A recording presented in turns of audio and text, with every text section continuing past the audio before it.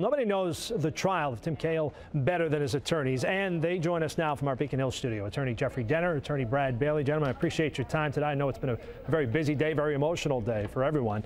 Jeffrey, we'll start with you. Are you surprised by the deadlock and not an acquittal like Cahill's co-defendant Scott Campbell received? No, not at all. Tim Cahill was a much more central figure in the case. Received a whole different level of scrutiny from the jury. And from the very beginning of this case, our feeling was it was the state's case to prove. The prosecution has a burden of proof, of course. We felt that they would not carry that, and at the end of the day, they did not. And from our perspective, that's what we set out to do, and we got it done.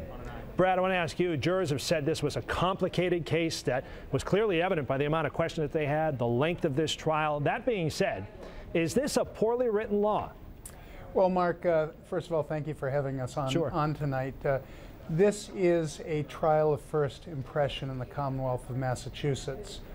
We've maintained from the start and continue to maintain now that given the complexities, given what's at issue here, that these cases are much more properly brought in front of, vetted and resolved in front of the State Ethics Commission in a civil setting than they are in a criminal courtroom in Superior Court. And clearly the jury in this case was very thorough, very deliberate, very conscientious, and we sort of had the sense that maybe at some point it became akin to trying to put round pegs into square holes. Yeah, I was going to say, Jeffrey, maybe you can comment on this, the jury's role in this and the time period that took place here as we waited day after day, hour after hour. Was there a turning point in this case? Well, I think if there was, I think it was when Tim Cahill himself testified. I think historically in these kind of political prosecutions, normally the defendant talks a lot before the trial, but generally doesn't get up at trial and speak. Tim Cahill did that under oath, and I think he was very authentic, very genuine, and I think that made the jury think a lot differently about him. But just to build on something Brad said, this is, not only is it a case of first impression, but it's a very confusing case, very complex case. It combines a lot of fairly complex legal thought.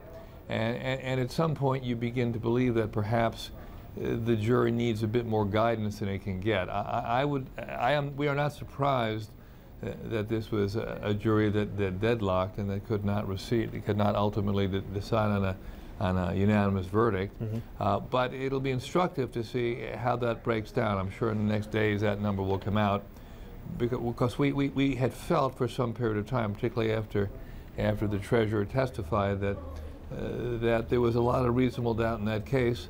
And my best guess would be, and of course, if I had $1 for every time I was wrong, I'd probably be in the Bahamas. But my best guess is that there was a pretty good feeling about him in that case. But I think a lot of the issues were confusing and complex, and perhaps there was just not going to be, for someone essentially involved in all the different issues in this case, there simply wasn't going to be a unanimous verdict one way or the other. Well, let's talk about that more with Brad, because your client, Tim Cahill, he said he believes this is total vindication for him. But Attorney General Martha Coakley, she is going to review her options, she says, based on all the complexities that Jeffrey just mentioned. I mean, do you expect a retrial here? Well, we're certainly prepared for anything, and if that's the Attorney General's ultimate decision, we're ready, willing, and able to get right back in the courtroom and defend this as aggressively as we did the first go-round. We don't know what she's going to do. None of us were in that jury room. None of us know what the exact nature of the deliberations were. But we are experienced enough attorneys to understand when a jury really has given it their very best effort, and there is no question that this jury, Mark, gave it their very best effort over almost 7 full days.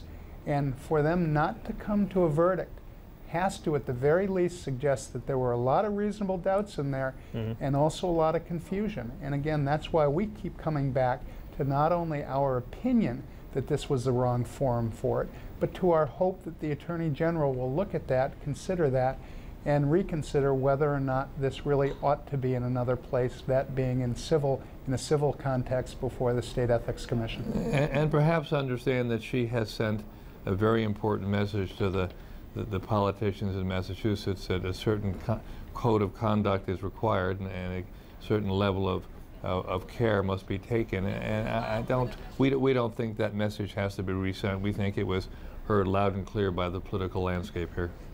Gentlemen, we're going to leave it at that. We appreciate it. Appreciate your time. I know, again, it's been a busy day. Appreciate your stopping by the Beacon Hill studio tonight and sharing your thoughts on this case with us, and we'll see what happens as we move forward. Thank you, Mark. Thank you, Mark.